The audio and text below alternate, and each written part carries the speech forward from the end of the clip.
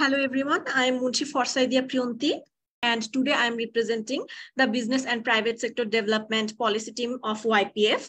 Welcome to today's webinar on Bangladesh $1 trillion future based on the report, The $1 trillion Prize, Local Champions Leading the Way by Zarif Muni, Shoaib Chakraborty and Tausif Ishtiaque.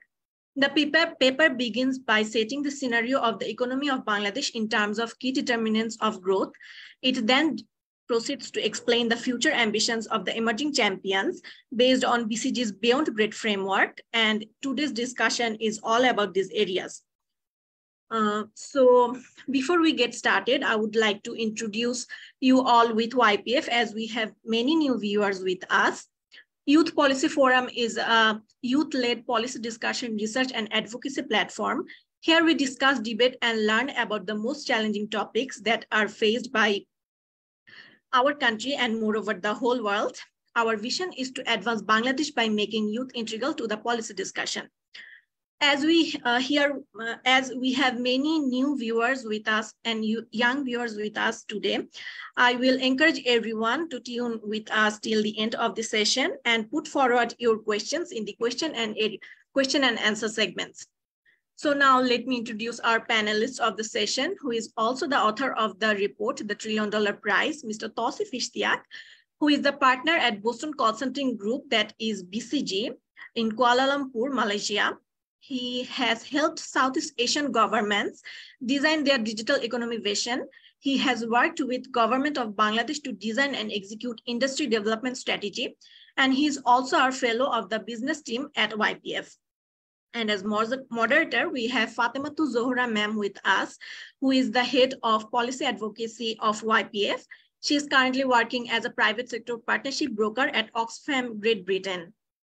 So for better understanding, I'll be switching to my mother tongue, that is Bangla.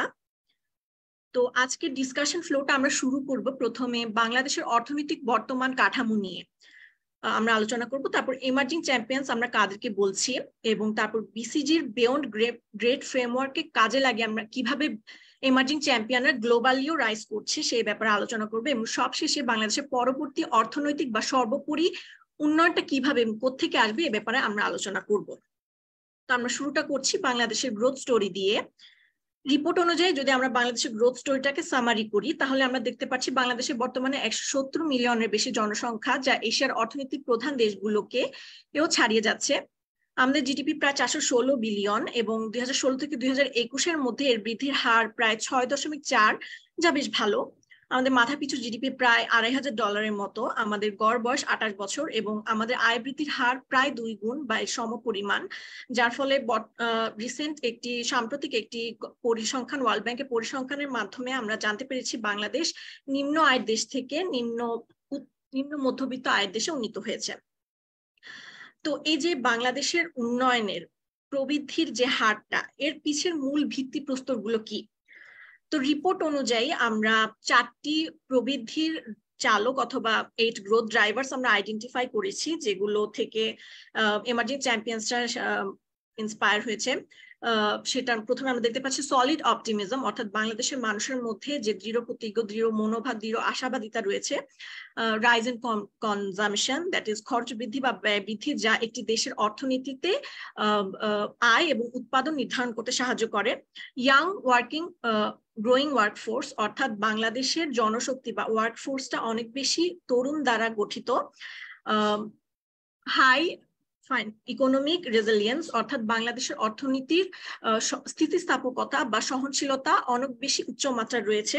Digital momentum, yes, Bangladesh এখন অনেক বেশি digitally এগিয়ে রয়েছে। Government shaping the economy, অর্থাৎ বাংলাদেশ সরকার আমাদের অর্থনীতিটাকে একটি গঠনমূলক কাঠামো দেওয়ার চেষ্টা করছে এবং আমরা দেখতে পাচ্ছি আমাদের পাবলিক স্পেন্ডিং, অর্থাৎ সরকারি খাতে ব্যয় অনেক বেশি বৃদ্ধি পেয়েছে।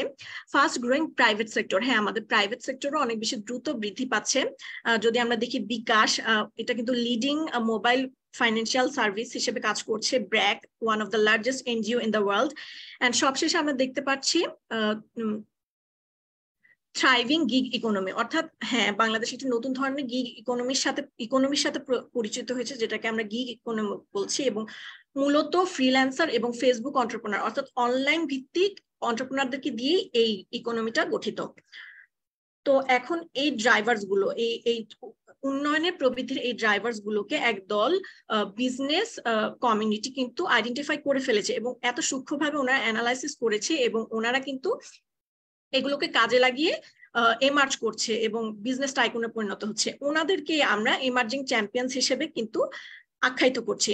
এবং আমরা যদি এমার্জিং চ্যাম্পিয়ন্স এর সংজ্ঞা দিতে যাই তাহলে আমরা বলতে পারি এমার্জিং চ্যাম্পিয়ন্স তারাই যারা 10 বছরের মধ্যে 16% বেশি শেয়ার হোল্ডার রিটার্ন দিচ্ছে এবং গ্লোবালি যতগুলো উন্নয়ন বৃদ্ধির ইন্ডিকেটর রয়েছে সবগুলোতে কিন্তু তারা এগিয়ে রয়েছে এখন এগিয়ে রয়েছে এবং এদেরকে আমরা এমার্জিং চ্যাম্পিয়ন্স হিসেবে বলছি। এখন এই যে ওনারা যে এমার্জিং চ্যাম্পিয়ন্স এ পরিণত হচ্ছে তাদের পিছনের সিক্রেট সসটা কি, যেটা কিনা তাদের সবাইকে সবার থেকে আলাদা হিসেবে গড়ে তুলছে এবং what is that secret sauce that is making them go beyond. তো এখানে এই প্রশ্নটার উত্তর দেওয়ার জন্য দিতেই কিন্তু আমরা বিসিজির বিয়ন্ড গ্রেড ফ্রেমওয়ার্কের সাথে পরিচিত হয়ে যাচ্ছি, যেটা কিনা 3টি সেগমেন্টে বিভক্ত, গ্রোয়িং বিয়ন্ড, অপারেটিং বিয়ন্ড এবং অর্গানাইজিং বিয়ন্ড। তো বাংলাদেশের থিমের সাথে একীভূত করে অর্থাৎ মার্চ করে কিন্তু এই 3টি ক্যাটাগরির ডেফিনেশন সংজ্ঞা দেওয়া হয়েছে, যেখানে আমরা গ্রোয়িং বিয়ন্ডে বলতে পারি এটি উপলব্ধি করতে হবে বিশ্বব্যাপী কি ধরনের উচ্চাকাঙ্ক্ষা রয়েছে এবং সামাজিক প্রভাবটা কেমন। অপারেটিং বিয়ন্ড হচ্ছে পার্টনারশিপ এবং মাল্টি লোকাল ডেলিভারি চ্যানেলের মাধ্যমে, এবং growing beyond is with its always on transformation.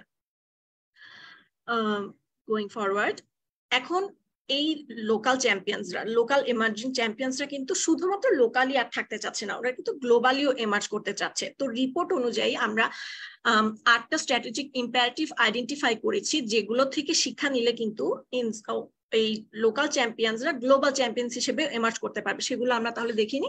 Rise high quality capital, search for international partner, command a large part of economy, shift from process excellence to product innovation, improve productivity, leverage digital and data, acquire digital talent, and so on.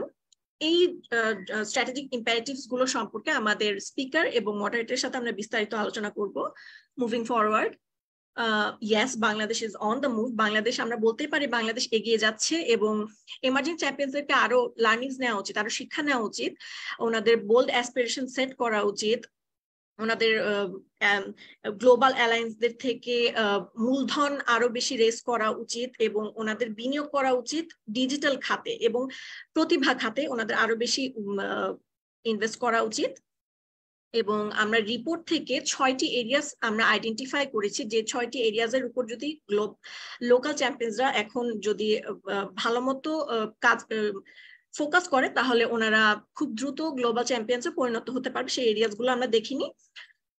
Build financial resilience, drive transformational growth by leveraging the balance sheet more aggressively, bet on digital and data from capital partnership, and drive FDI, invest through CVCS from coalitions, and be part of ecosystems.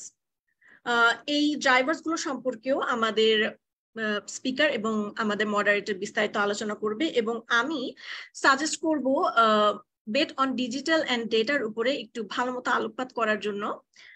এবং এর সাথে আমি শেষ করছি এবং ফ্লোরটা আমি আমাদের মডারেটর ফাতেমা জোহরা ম্যামকে দিয়ে দিচ্ছি এবং আমি অনুরোধ করব আমাদের বাংলাদেশ $1 ট্রিলিয়ন ফিউচার নিয়ে বিস্তারিত আলোচনা করার জন্য। Thank you.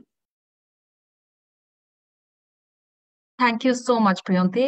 খুবই কম্প্রিহেন্সিভ একটা প্রেজেন্টেশন ছিল অ্যান্ড খুবই ইন্টারেস্টিং কিছু টপিক নিয়ে আমরা শুনলাম।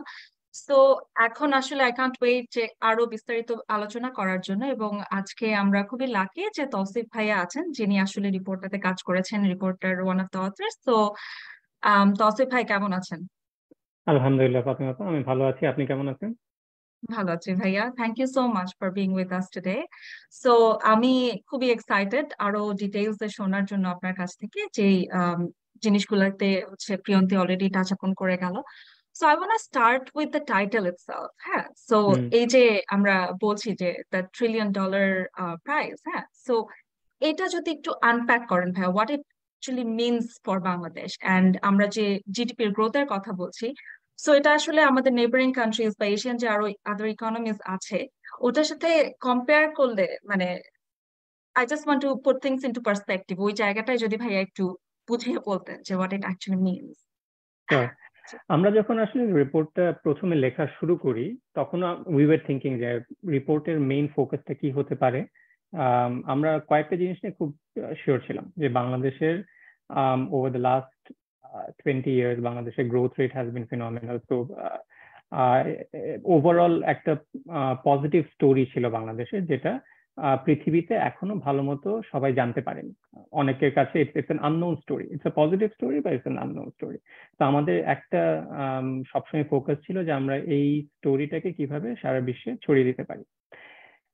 যখন আমরা সেটা চিন্তা করলাম যে এবং আরেকটা আমাদের সবসময় ভালো মতো ধারণা ছিল, সেটা হচ্ছে এখন বাংলাদেশের অর্থনীতি কিছু ডিফিকাল্ট চ্যালেঞ্জেস এর মধ্যে দিয়ে যাচ্ছে, কিন্তু লং টার্মে আমাদের সবসময় দৃঢ় বিশ্বাস যে Bangladesh will continue to grow, এবং সেই গ্রোথ রেটটা কন্টিনিউ করতে থাকলে বাংলাদেশ একসময় পৃথিবীর বড় অর্থনীতিগুলোর একটা হয়ে উঠতে পারে।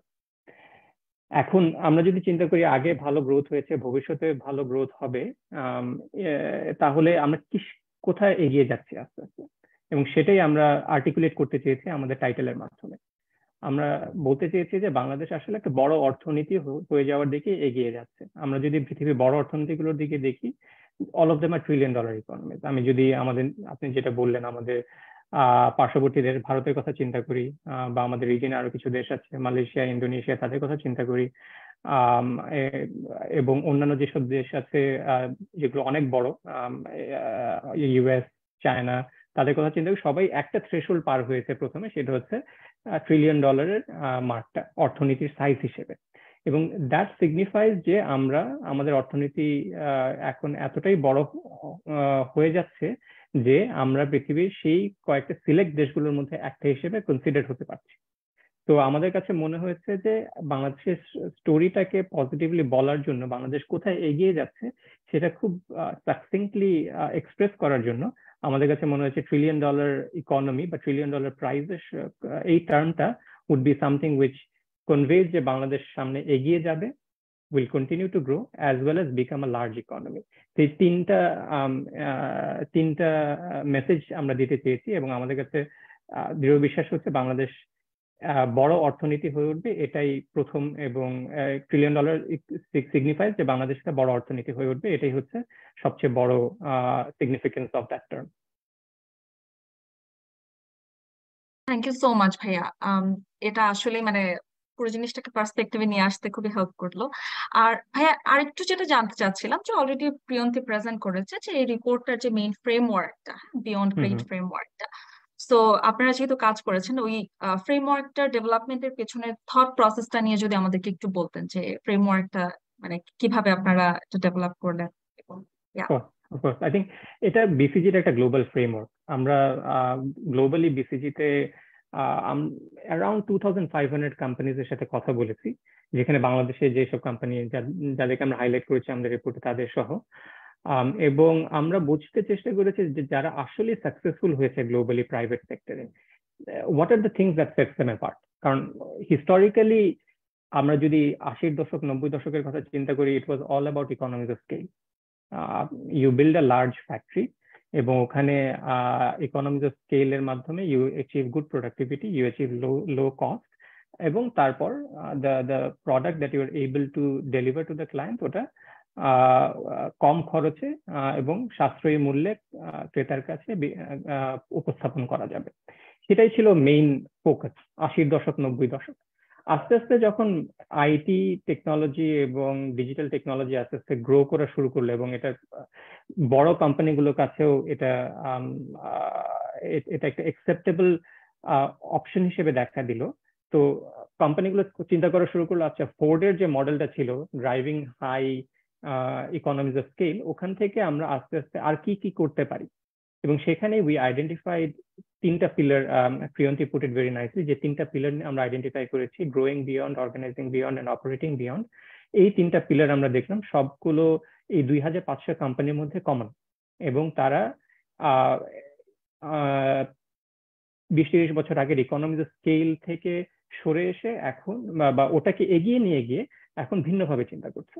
এবং ওই 3টা পিলারের মধ্যে উই আইডেন্টিফাইড 9 স্ট্র্যাটেজিজ বা 9টা পদক্ষেপ বা স্টেপ তারা নেয় এই কোম্পানিগুলো, যেটা actually set them apart from whoever has not been able to be successful. So আমাদের যে beyond grade framework, এটা হচ্ছে how do you go from being a good company to great company to even going a beyond great company, right? How do you really differentiate yourself in this world? এবং সেটাই আমরা দেখেছি আমাদের beyond grade ফ্রেমওয়ার্কে যে 9টা স্ট্র্যাটেজির কথা বলা হচ্ছে। ওই 9টা স্ট্র্যাটেজি হচ্ছে এই 2500 কোম্পানির কাছ থেকে শেখা আমাদের, এবং 2500 কোম্পানির সাথে আমরা কথা বলে যেটা বুঝতে পেরেছি সেটাই সামারাইজ করে আমরা বিয়ন্ড গ্রেড ফ্রেমওয়ার্কের মাধ্যমে উপস্থাপন করেছি। থ্যাংক ইউ সো মাচ ভাইয়া, এটা আসলে মানে খুব হেল্পফুল মানে পুরো প্রসেসটা বোঝার জন্য আমাদের। তো এখন আমি আসলে I want to jump into the heart of the report আর কি, যাদেরকে আমরা মানে আপনারা লোকাল চ্যাম্পিয়ন্স হিসাবে আইডেন্টিফাই করেছেন এবং যাদেরকে নিয়ে অ্যাকচুয়ালি পুরো রিপোর্টটাকে লেখা হয়েছে। সো এখানে একটা জিনিস উঠে এসেছে যে কিভাবে হচ্ছে যে এই যে ডিজিটাল অ্যান্ড ডেটা এটাকে ইউজ করে কিভাবে কোম্পানিরা হচ্ছে সামনের দিকে এগিয়ে যাচ্ছে এবং how they are actually moving from being good to great actually. So এই জায়গাটাতে একটু হাইলাইট করতে চাচ্ছিলাম এবং আপনার কাছ থেকে শুনতে চাচ্ছিলাম যে মানে আমাদের বাংলাদেশের যে স্মার্ট যে বাংলাদেশ আমরা ভিশন নিয়েছি তার সাথে ম্যাচ করে কিভাবে অ্যাকচুয়ালি কোম্পানিগুলো ইউজ করছে ডেটা অ্যান্ড হচ্ছে digital technologies to go forward. Data এবং ডিজিটালের ব্যবহার আমরা সব বাংলাদেশের সবচেয়ে বেশি দেখেছি স্টার্টআপ গুলোর মধ্যে। আমার মনে হয় এটা পৃথিবী জুড়েই দ্যাটস ট্রু, রাইট? এবং স্টার্টআপ গুলোর মধ্যে আমি যদি একটা বা দুটো উদাহরণ দেই যাদের সাথে আমাদের কথা হয়েছে, ফর এক্সাম্পল শপআপ হচ্ছে বাংলাদেশের একটা লিডিং স্টার্টআপ এখন। বিকাশের পর I think they have been the most successful up till now in terms of raising funds at least. তো শপআপের সাথে আমরা যখন কথা বললাম এবং বোঝার চেষ্টা করলাম যে তারা কিভাবে ক্ষুদ্র এবং মাঝারি ব্যবসায়ীদেরকে সাপোর্ট করছে, তাদেরকে বিভিন্ন সেবা প্রদান করছে, ওখানে শপআপ থেকে আমাদেরকে শপআপের আফিফের সাথে আমার কথা হচ্ছিল, দ্য ফাউন্ডার।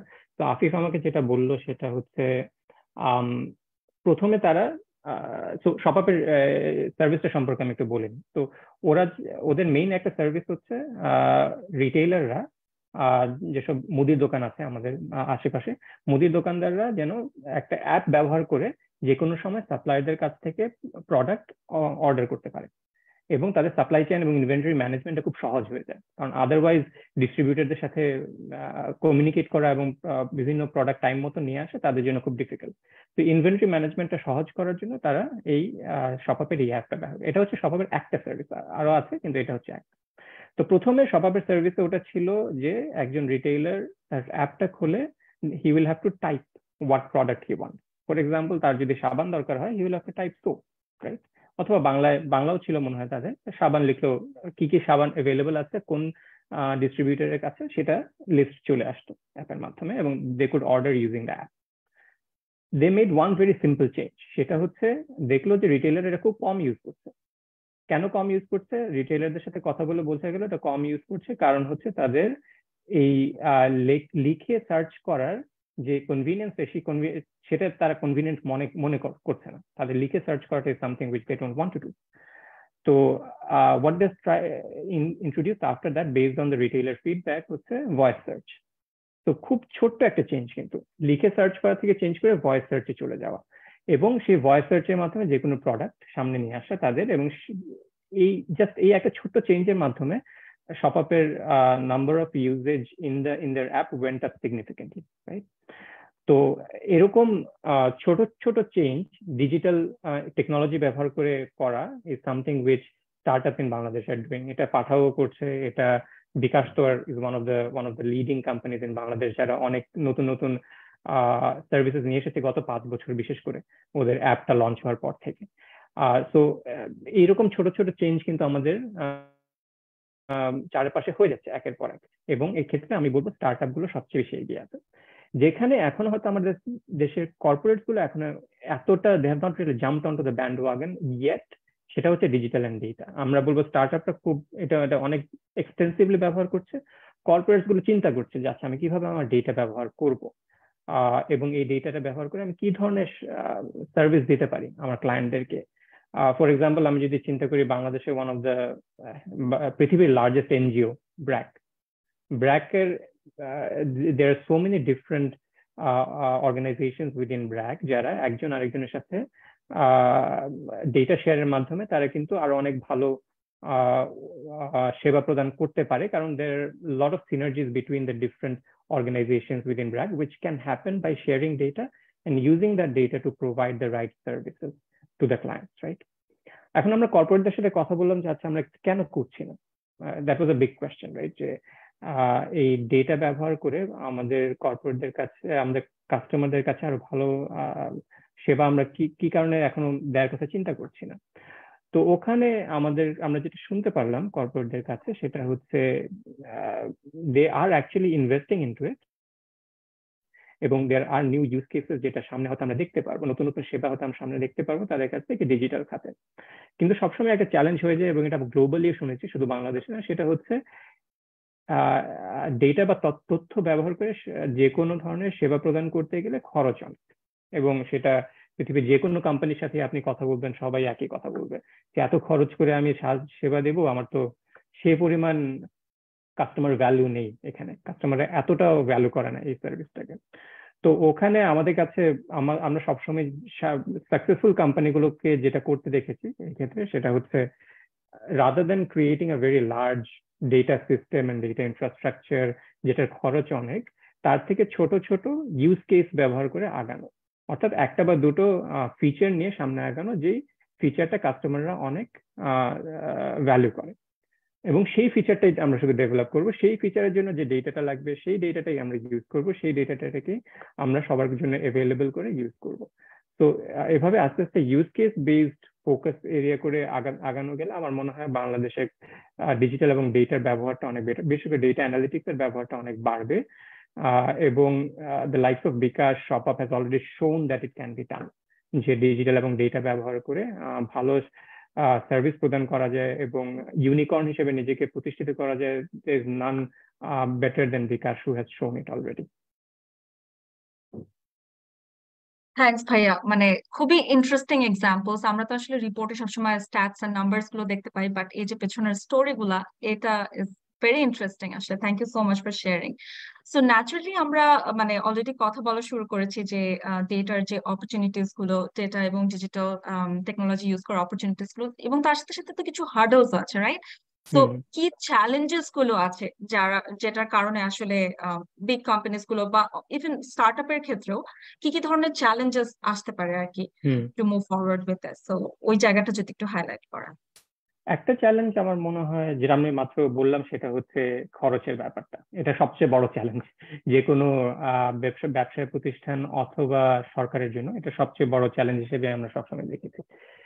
এর বাইরে চ্যালেঞ্জ বলতে আসলে data availability is always A challenge as well, কারণ আমরা যদিও বলি যে অনেক ডেটা আছে বিভিন্ন কোম্পানির কাছে বা সরকারের কাছে, দেখা যায় যে সেই ডেটাটা সবসময় ব্যবহারযোগ্য থাকে না, অর্থাৎ সেটা এমন একটা ফরম্যাটে থাকে, হয় কাগজ কলমে আছে, সেটার কোনো ডিজিটাল ভার্সন নেই, অথবা সেই ডেটাটা হয়তো এমন একটা রিপোজিটরিতে আছে বা এমন একটা যেটা কানেক্টেড না, হয়তো একটা ডেটা সেন্টারে আছে, সেই ডেটা সেন্টারটা is not connected to the rest of the system, অথবা দেখা যেতে পারে সেই ডেটাটা যদি কানেক্টেড থাকেও সেই ডেটাটা সবসময় এমন একটা ফরম্যাটে আছে যে ফরম্যাটটা ইউজ করে you can't really come up with insight which is usable. So data availability in terms of the infrastructure, in terms of the format, in terms of the paper versus electronic way format is something which are the biggest challenges that I've seen.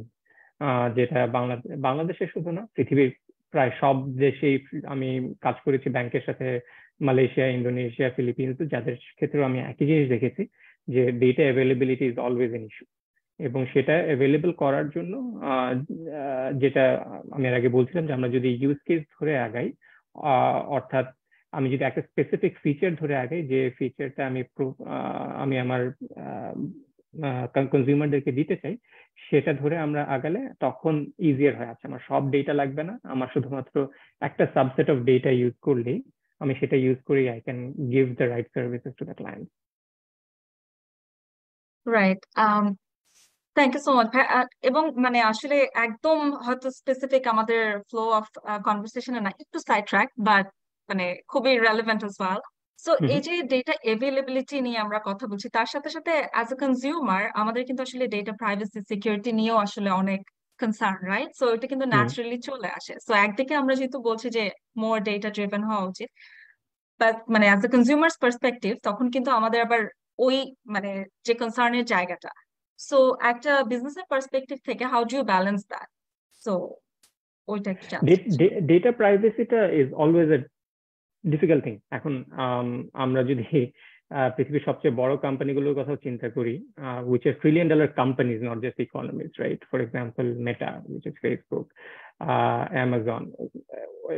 Data privacy issues continue to stay with them as well. এবং data privacy and security maintain করা, especially with the right cyber security tools and with the right data policies, এখনো আমার মনে হয় পৃথিবীর অনেক বড় বড় কোম্পানি করতে পারে ঠিক মতো।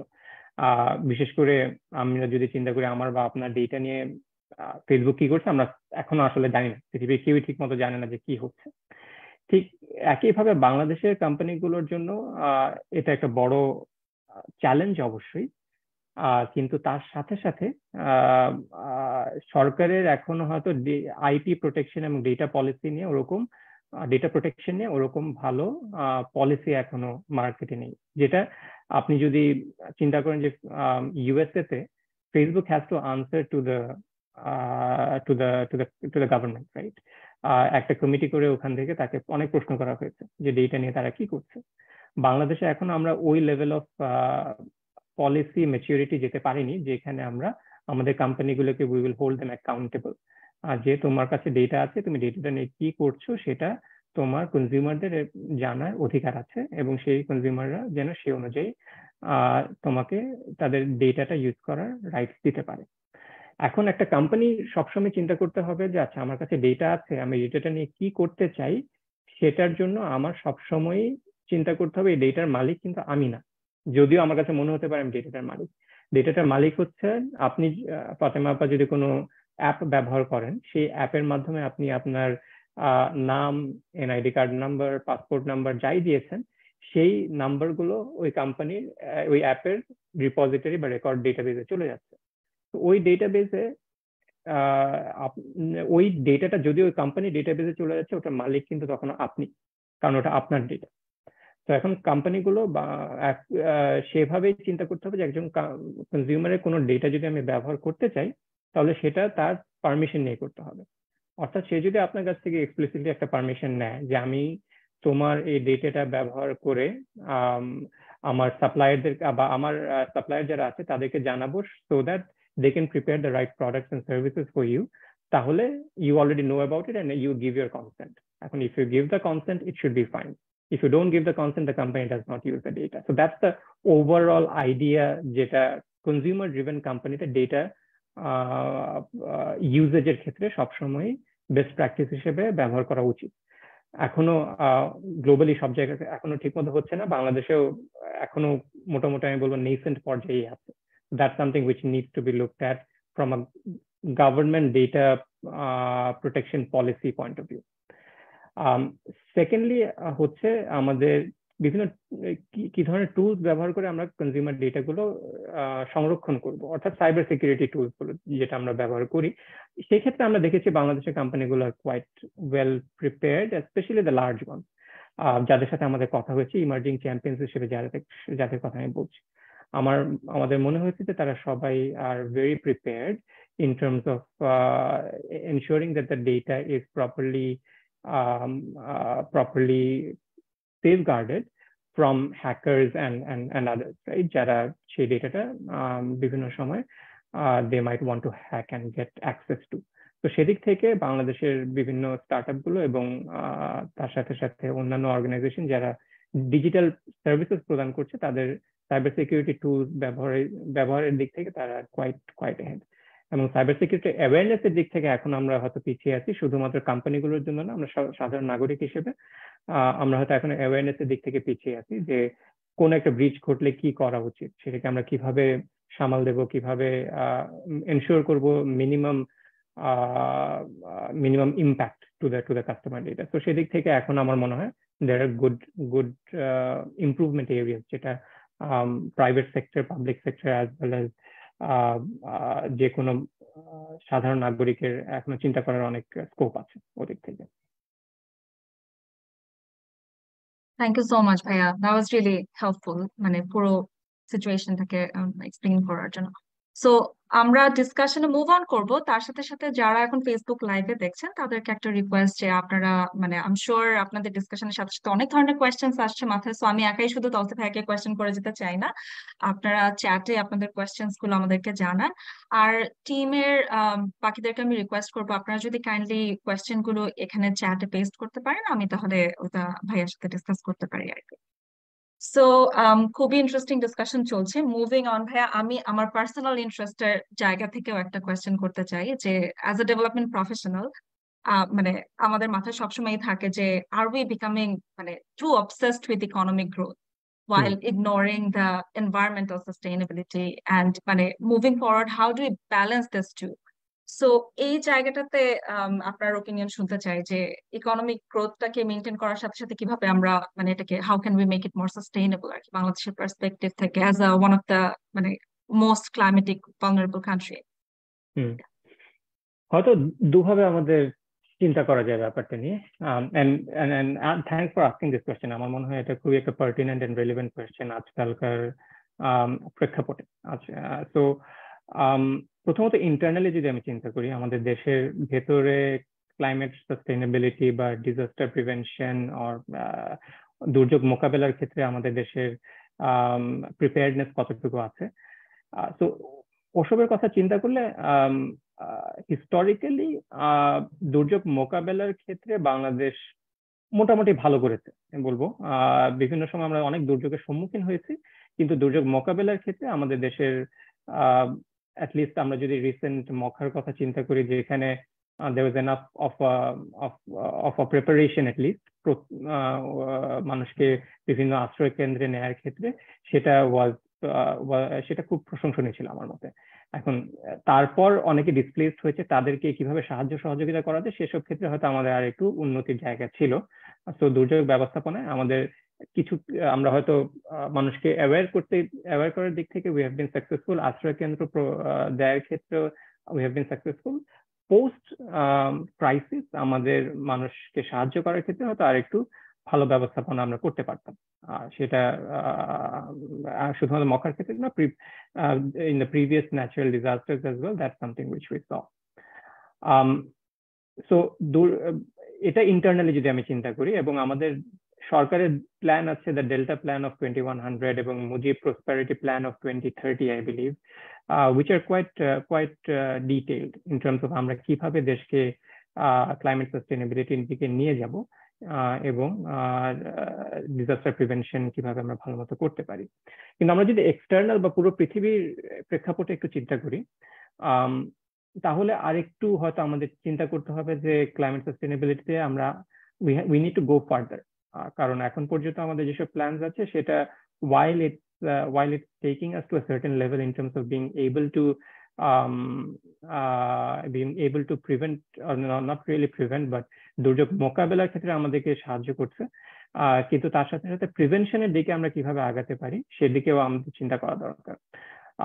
We all know about the Paris agreements that have happened, and then recently I believe there was one more agreement which was I think in Doha, which was also aligned between all the countries globally, এবং একটা net zero road ম্যাপের দিকে সারা বিশ্ব যাওয়ার চেষ্টা করছে at least. তো আমরা ইইউ থেকে বিভিন্ন ধরনের European union is taking the lead in this case, এবং তারা অনেকগুলো নতুন লজ ইন্ট্রোডিউস করছে, যেটার ইম্প্যাক্ট আমাদের উপরেও আসছে। কারণ হচ্ছে আমাদের, এবং সেখানে আমি বলবো যে the external pressure that we will have on climate and sustainability will not only be about ensuring that we as a country are sustainable, but it's about from the climate side, but it's also about we as a country being sustainable from an economic point of view. কারণ যেসব measures আসছে European union এবং পশ্চিমা বিভিন্ন দেশগুলো থেকে, সেগুলো will have an impact on the different sectors as well. The economic sectors, আমরা যদি চিন্তা করি, we spend a large part of our apparels, আমাদের রেডিমেড গার্মেন্টস বাংলাদেশ থেকে ইউরোপিয়ান ইউনিয়নে যাচ্ছে, এবং এই অ্যাপারেল কোম্পানিগুলো একসময় ইউরোপিয়ান ইউনিয়নের লস গুলো ফলো করতে হবে, যেখানে উই হ্যাভ টু এনশিওর যে we are producing climate sustainable apparel for the European consumer. তো আমাদের ওটা আর না হলে আমাদের কার্বন বর্ডার ট্যাক্স এর আওতায় চলে আসতে হবে একসময়। সেটা হয়তো এখনো কিছুটা দূরে আছে, 5 থেকে 7 বছর দূরে আছে, পুরোপুরি হয়তো কাছাকাছি এখনো না। আগামী 2-3 বছর হয়তো আমাদের এখনই চিন্তা করতে হচ্ছে না যে কার্বন বর্ডার ট্যাক্স নিয়ে, কিন্তু আমাদের হয়তো আগামী 5-7 বছরের মধ্যে এটা নিয়ে চিন্তা করতে হবে। এবং সেই 5-7 বছর যদিও মনে হচ্ছে অনেক দূরে, কিন্তু একটা ব্যবসা প্রতিষ্ঠানের জন্য, একটা গার্মেন্টস ম্যানুফ্যাকচারের জন্য, going from having a carbon heavy production process to going to having a green production process is and the decarbonization pathway is quite long as well. It takes 3 to 4 years to go from carbon heavy to a decarbonized industry. So that's something which will take time. তো আমাদের এখন থেকেই আমাদের ব্যবসা প্রতিষ্ঠানগুলোকে হয়তো invest করা শুরু করতে হবে to decarbonize their processes, their operations, to make sure that we can stay relevant in the global, we can stay relevant in the net zero world, as well as আমাদের carbon border tax implement হওয়ার পর আমরা যেন market share loose না করি on our export basket. ভাইয়া, I think খুবই important কিছু পয়েন্ট উঠে এসছে, কারণ আমরা অফটেন এই কনভারসেশনটা শুনি যে বাংলাদেশ তো আসলে মানে আমাদের কার্বন ফুটপ্রিন্ট তো অনেক কম, সো এটা তো আসলে গ্লোবালি যারা মানে আরো বিগার ইকোনমি আছে, যারা বিগার কন্ট্রিবিউটর টু CO2, তাদের আসলে এটা নিয়ে মোর কনসার্ন হওয়া উচিত। বাট অ্যাজ ইউ মেনশন যে এখন তো আসলে অনেক গ্লোবাল লস আসছে, এনফোর্সমেন্ট আসছে। একটা হচ্ছে যে যে ডিউ ডিলিজেন্স আসছে আর কি, human rights plus environmental due diligence. তো এটার ইম্প্যাক্ট কিন্তু আমাদের ইন্ডাস্ট্রিতে আসবে। অ্যান্ড উই কান্ট ওয়েট যে কবে থেকে এনফোর্সমেন্ট শুরু হবে। এখন থেকে প্রিপারেশন না নিলে তখন গিয়ে ইকোনমি হয়তো একটা বড় শকের মধ্যে পড়ে যাবে। So that's a really important message I think. So meanwhile আমাদের ফেসবুকে অনেকগুলো কোয়েশ্চেন এসছে ভাইয়া, রেলেভেন্ট কিছু কোয়েশ্চেন আসছে অন দ্য যে rapid growth in the middle and effluent class. হ্যাঁ, সো এটার বেনিফিট তো আমরা পাচ্ছি, কিন্তু লং টার্মে গিয়ে আসলে কতদিন আমরা এই বেনিফিটটা পাবো, and can you actually predict the GDP growth based on this? So এই রিলেটেড যদি আপনি কিছু আপনার ইনসাইটস শেয়ার করেন। The middle and affluent class আমার মনে হয় will continue to grow over the long term as well, এবং এর থেকে আমাদের যে বেনিফিট পাওয়ার কথা, which is primarily rise in consumption, সেটা will continue to be there, which is primarily rise in equity or equality of income. That will continue to be there, which is primarily reduction in poverty rate, which will continue to be there. Bangladesh's poverty rate has gone down from 24%, I believe it was in the mid-2015s or something. Now it's around 17-18% as of last year. So which is a positive sign, right? Even middle and affluent class which was below 10 million around 2015 is going to grow to around 34 million by 2025, and that's our prediction from BCG, right? So middle and affluent class আসলে যেটা করে সেটা হচ্ছে এই কনজাম্পশনটা বাড়াতে থাকে, এবং consumption তাদের যেহেতু বাইং বা পারচেজিং পাওয়ারটা বাড়ে, তাই as they go along in becoming wealthier, that's something which will continue to drive growth in terms of the consumption of products within the country. এখন consumption দিয়ে obviously you cannot ensure economic growth just by consumption. There are other parts of the economy which have to also perform well in order to make sure that the economy continues to grow. So middle and affluent class, I think, is a very important component of the future growth rate of Bangladesh. It will continue to drive consumption. It will continue to drive purchasing behavior. It will continue to drive investments and savings and investments. So that's something which will continue to improve the growth rate of the country. But yeah, other parts like having the right fiscal policies, having the right monetary policies, and having strong export basket, as well as আমাদের remittance is a big part of our country. Continuing to have that remittance inflow coming in are equally as important. So একটা ছাড়া আরেকটা দিয়ে যে শুধুমাত্র আমরা growth ensure করতে পারবো তা না. So it's a combination of factors which will have to work together. But MAC or middle and affluent class will be one of the key pillars of that, and that's what we believe. Thank you so much ভাইয়া। আমাদের আসলে অনেক interesting questions আসছে, আমি জানি না time আমাদের limited, আমরা কতগুলো টাচ আপ করতে পারবো, but I want pick up on this one.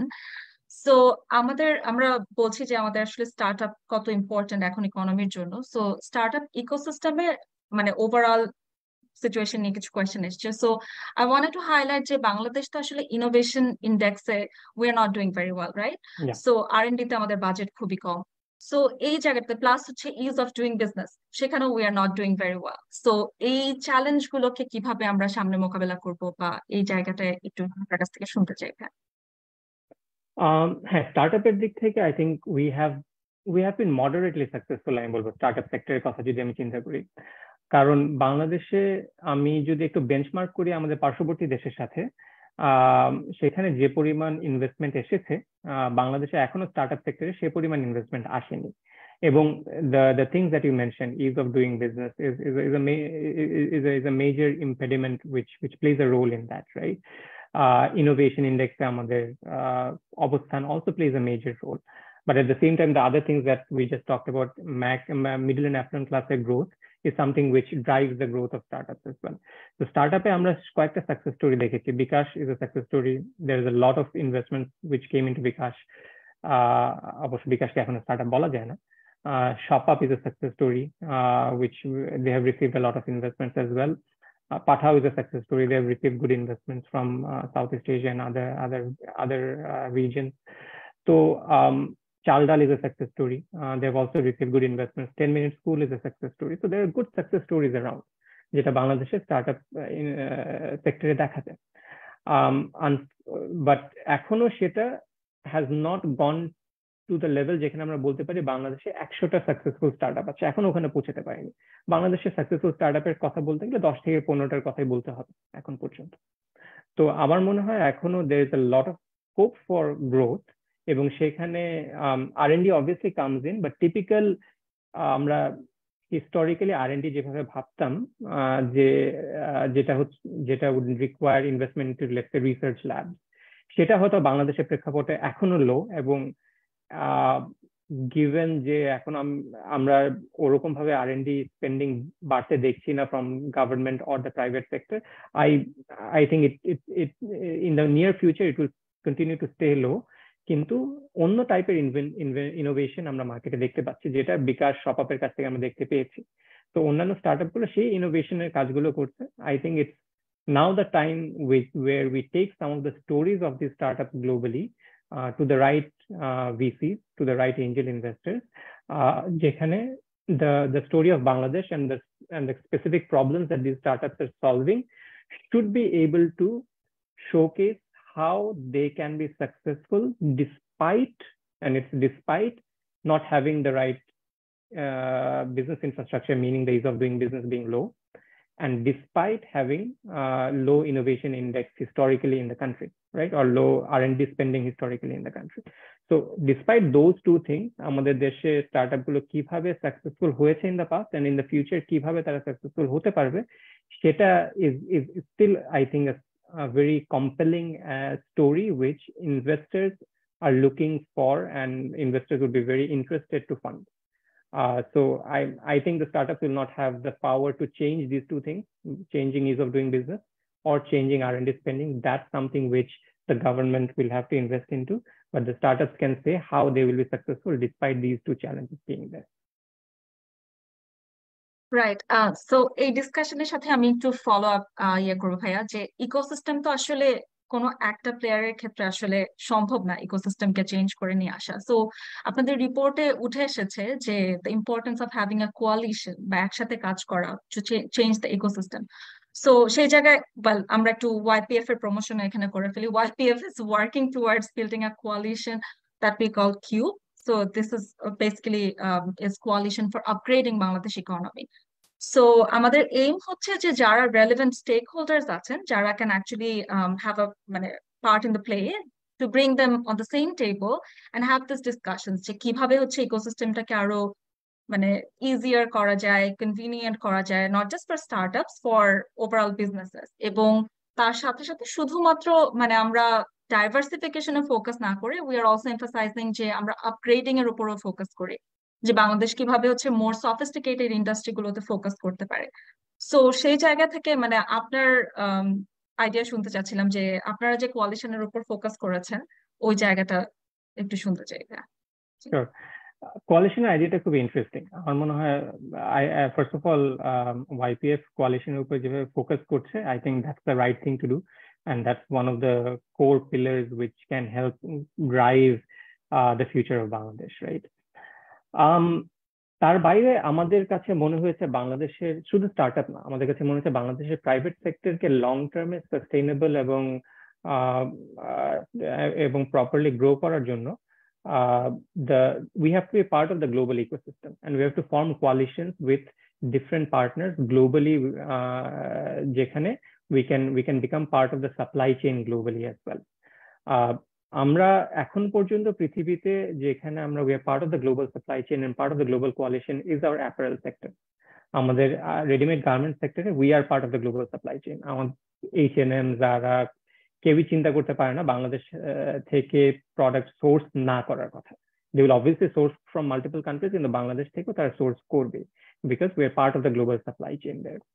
অন্যান্য প্রোডাক্টের ক্ষেত্রে আমরা কিন্তু এখনো we are not part of the global supply chain. We are not part of the global coalition, যেখানে অন্যান্য বিভিন্ন কোম্পানিগুলো বাংলাদেশের কথাই প্রথমে চিন্তা করবে। ফর এক্সাম্পল, আমরা যদি আইটি এক্সপোর্টের কথা চিন্তা করি, I think we have done fantastically. We've grown quite a lot. It's আমাদের IT export, what I see is more than $1 billion now, which is a large number.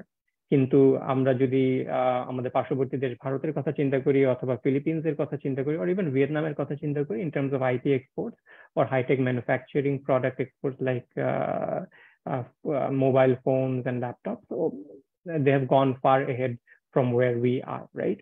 So ওখানে আমরা কিভাবে গ্লোবাল কোয়ালিশনের পার্ট হতে পারি, that is something which we believe is going to be very very important. এখানে কয়েকটা জিনিস কাজ করবে গ্লোবাল কোয়ালিশনের পার্ট হওয়ার জন্য। একটা হচ্ছে there are plenty of geopolitical issues which are changing in the world today, এবং the global supply chain is moving around because of the geopolitical tensions that we see, এবং আমরা এখন is a good time for Bangladesh to think about how do we take advantage of these geopolitical movements that are happening. Foxconn recently set up a very large center for producing Apple iPhones from India. এখন ইন্ডিয়াতে iPhone আপনি কিনতে গেলে you will find all of them are made in India, pretty much all. বাংলাদেশে এখন আমি iPhone কিনলে সেটা is most likely made in China.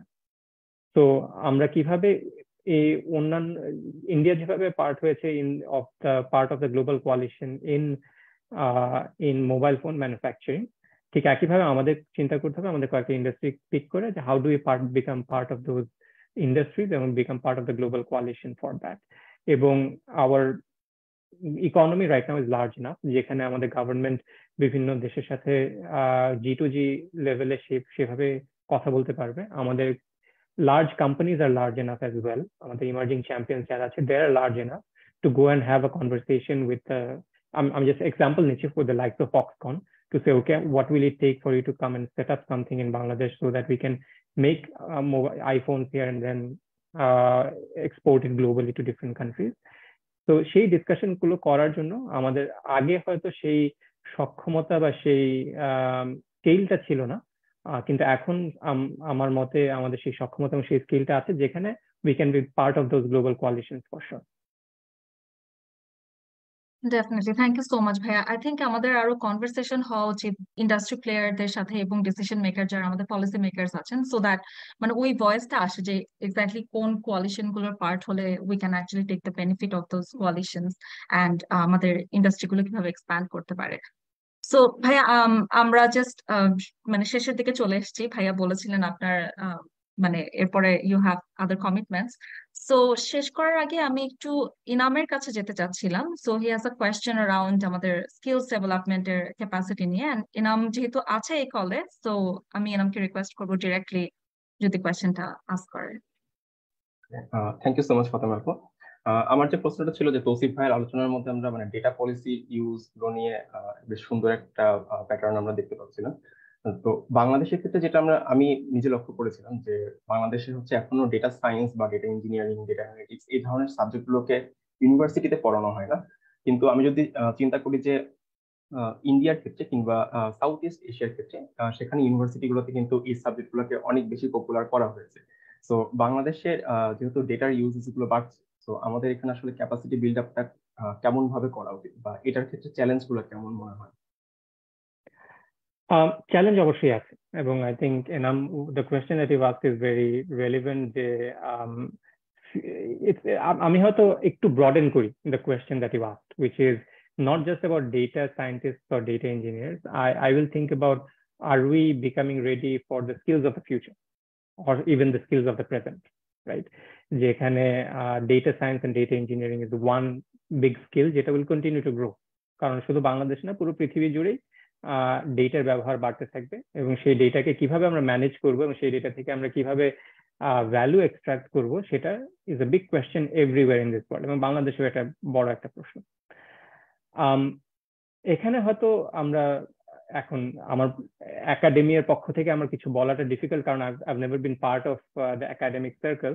আমি ঠিক শিওর না যে ইউনিভার্সিটিগুলোর চিন্তা ভাবনা কি এই ব্যাপারে, বিশ্ববিদ্যালয়গুলোর চিন্তা ভাবনা কি।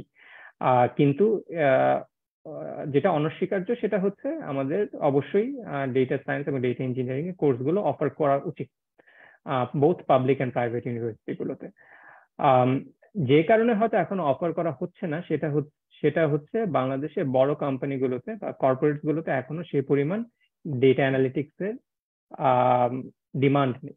ওই ডিমান্ডটা যখন চলে আসে অটোমেটিক্যালি কিন্তু ইউনিভার্সিটি গুলো বুঝতে পারে, আচ্ছা মার্কেটে ডিমান্ড আছে, আমার তাহলে সেই অনুযায়ী স্কিলস প্রোভাইড করতে হবে, তো সেই অনুযায়ী কোর্সগুলো শুরু হয়ে যায়। তো কিছু কয়েক বছর লাগে সেটা বোঝার জন্য। প্রথমে মার্কেট ডিমান্ড করে, তারপর ইউনিভার্সিটিগুলো ভাবে, তারপর ইউনিভার্সিটিগুলো কোর্স ডেভেলপ করে, 4-5 বছর চলে যায় এর মধ্যে, এবং একটা শূন্যতা থাকে এর মধ্যে। আমার মনে হয় বাংলাদেশ সেই শূন্যতার মধ্যে দিয়ে যাচ্ছে, যেটা হচ্ছে এখন মার্কেটে মাত্র এই স্কিলস গুলো ডিমান্ড বেড়েছে, ইউনিভার্সিটিগুলো এখন চিন্তা ভাবনা করছে যে এগুলো ইন্ট্রোডিউস করা উচিত, কিন্তু এখনো পুরোপুরি ফুল লেভেলে ইন্ট্রোডিউস করা হয়নি।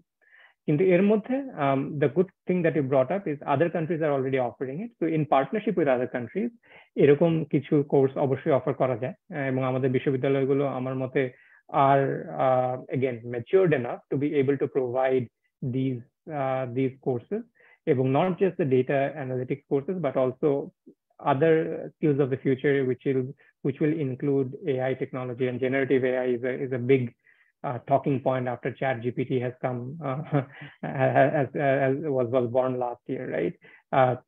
তার বাইরে there is mechatronics, which is all about IoT, এবং so all of those new age technologies আমার মনে হয় ইউনিভার্সিটিগুলো এখন যত তাড়াতাড়ি সম্ভব সেই কোর্সগুলো অফার করতে পারা উচিত, most likely at the beginning in partnership with some of the global universities যারা অলরেডি এটা অফার করছেন, they have a head start into those. যেখানে আমি কিছু কাজ দেখেছি বাংলাদেশে, সেটা হচ্ছে সরকার থেকে there are certain ICT division থেকে there are certain courses which are offered as sort of finishing school. It's after you pass out of your university, after you completed your graduation, I have seen training programs being offered by ICT division on specific topics. One of the topics being data science. যেখানে there's a class of 50 people that I saw being trained up on data science and data engineering, and they will be placed in certain startups or IT companies যারা তাদেরকে নিয়ে বিভিন্ন project develop করবে। কিন্তু সেটা এখনো ছোট কলেবরে আছে, বড় কলেবরে হয়তো এখনো হয়ে উঠতে পারেনি, but there are some movements from the ICT division to offer some of these as finishing school offerings. Kintu in the broader scale of education, this has not become a part of the regular curriculum yet. Thank you so much, ভাইয়া। আমাদের আসলে আরো অনেক ডিসকাশনের ইচ্ছা আছে, অনেক questions আছে interesting, but we do have limitations of time, so আমি স্লোলি র্যাপ আপের দিকেই যাব।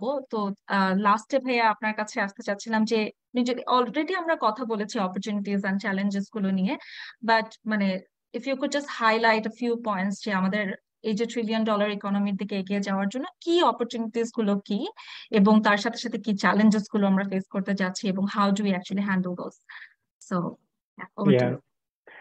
আমার কাছে যেটা ইনএভিটেবল মনে হয় যে আমরা অবশ্যই $1 ট্রিলিয়ন ইকোনমি হব, that's inevitable. The question is when. আমরা কি 2030-তে হব না 2040-তে হব না 2050-তে হব, and that's where the difference lies, right? আমরা কি করলে 2030-তে হতে পারি, কি করলে 2040-তে হতে পারি, কি করলে 2050-তে হতে পারি। এবং এই কোয়েশ্চেনটা আমরা জিজ্ঞেস করেছিলাম আমাদের ইমার্জিং চ্যাম্পিয়ন্সদেরকে যে when do you think we will become a $1 trillion economy?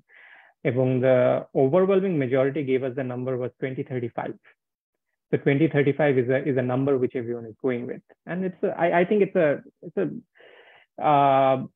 realistic number, but ambitious at the same time. Because 2035 হতে হলো আমাদের 7%, 7.5% grow করতে হবে, somewhere between that, from today until 2035 to become a $1 trillion economy. So the growth rate has to go up from what it is today. And interestingly, আমার মনে হয় বাজেটে আজকে যেটা দেখলাম 7.5%ই GDP প্রবৃদ্ধির হার ধরা হয়েছে আগামী বছরের জন্য, which will be challenging given the current scenario, but that's the target that has been set.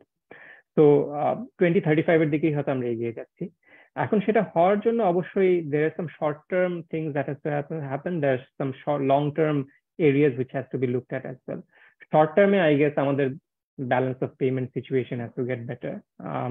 The last 3-4 months আমাদের current account balance is back in the green. So আমরা এখন আবার দেখতে পাচ্ছি যে আমাদের exports plus remittances is higher than the imports that we're doing, which is a good sign.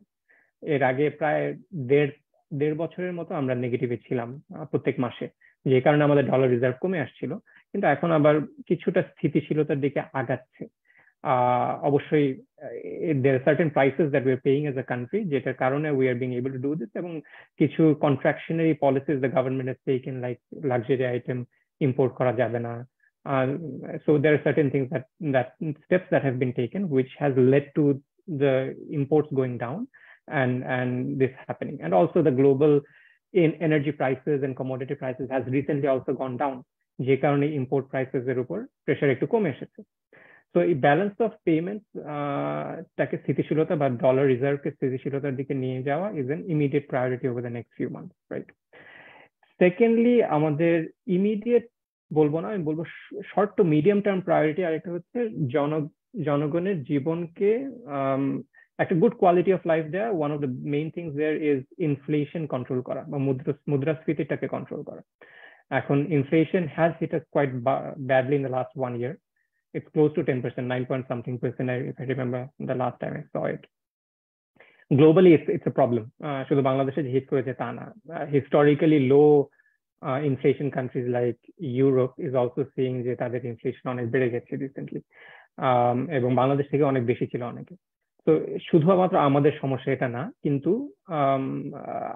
আমাদের এই সমস্যাটা হয়তো আরো অনেকদিন লিঙ্গার করবে, কারণ because of our balance of payment and the dollar crisis that we have. তো ওটার কারণে হয়তো আরো কিছুদিন আমাদেরকে এটা ধরেই আগাতে হবে। সো আমাদের এই ইনফ্লেশন বা মুদ্রাস্ফীতিকে কন্ট্রোলের মধ্যে নিয়ে আসা আমাদের দ্বিতীয় চ্যালেঞ্জ, যেটা আমাদের ইমিডিয়েটলি সলভ করতে হবে। থার্ডলি, আমার মনে হয় যেটা সরকার last 10 to 15 years have been able to do very well is improve or at least invest in infrastructure in the country, right? So infrastructure অনেক গ্রোথ হচ্ছে, আমি বলবো এখনো অনেক কিছু আন্ডার কনস্ট্রাকশন আছে, শেষ হয়নি এখনো, কিন্তু আমরা আগাচ্ছি ঠিক পথে ইনফ্রাস্ট্রাকচার ডেভেলপমেন্টের দিক থেকে। আমাদের ইনফ্রাস্ট্রাকচার ডেফিসিট সবসময় ছিল, অনেক বড় একটা ইনফ্রাস্ট্রাকচার ডেফিসিট ছিল, সেই ডেফিসিটটা আস্তে আস্তে কমে আসছে, which is again good news. So that's something which the government will need to continue to do medium to long term.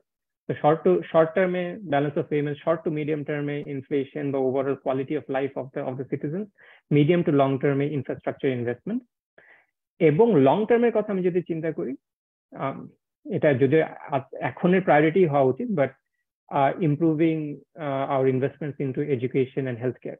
তো এই দুটো historically we have been investing, obviously দেশে অনেকগুলো হসপিটাল হয়েছে, অনেকগুলো শিক্ষা প্রতিষ্ঠান হয়েছে, কিন্তু সেটার মাধ্যমে we have ensured maybe availability of healthcare, we have ensured availability of education. Now the next step is to ensure quality of healthcare, quality of education. So availability is there, then quality has to improve for us to become a developed nation, a knowledge economy, however we want to put it, right? So সেই growth rate continue করার জন্য আমাদের quality বাড়াতে হবে, so that leads to higher productivity in the industries, এবং সেই productivity will eventually drive growth in the economy. এতদিন পর্যন্ত আমাদের পপুলেশন গ্রোথ, আমাদের ইনফ্রাস্ট্রাকচার ইনভেস্টমেন্ট, আমাদের the remittances that were coming into the country and providing basic products and services through the apparel sector was driving the growth. The next step will have to be, we have to go up the value chain, and সেটার জন্য education will have to play a big role. High quality of education will have to play a big role in that, and high quality of healthcare is a basic necessity for any human being, so that has to be also there. So yeah, I think balance of payments, infrastructure investments, inflation control, or overall quality of life improvement of citizens, as well as the last point in terms of the allocation to healthcare as well as education to improve quality. অনেক ধন্যবাদ ভাইয়া এত জটিল বিষয়গুলোকে এত সহজ করে এত সুন্দর করে সাম আপ করার জন্য। And thank you so much again for your time today. আপনি অনেক ব্যস্ততার মধ্যে থেকে আমাদেরকে সময় দিয়েছেন, সেজন্য অসংখ্য ধন্যবাদ। খুবই ইন্টারেস্টিং ছিল কনভারসেশনটা, আমি খুব এনজয় করেছি। আই এম শিওর যারা ফেসবুক লাইভে আমাদেরকে দেখছিলেন তারাও খুব এনজয় করেছেন। আমরা সবগুলো কোয়েশ্চেন কভার করতে পারিনি because of the limitations of time. So and ফিউচারে আবার এরকম লাইভে ভাইয়াকেও আশা করছি আবার জয়েন করে, এবং যারা দেখছিলেন তাদেরকেও আশা করবো আপনারাও জয়েন করবেন আমাদেরকে in future. Thank you so much Priyonti, thank you so much Tousif ভাইয়া, অ্যান্ড হ্যাঁ নেক্সট টাইম দেখা হবে। আমি শেষ করছি এখানেই লাইভটা। থ্যাংক ইউ, ধন্যবাদ আপনাদের সবাই।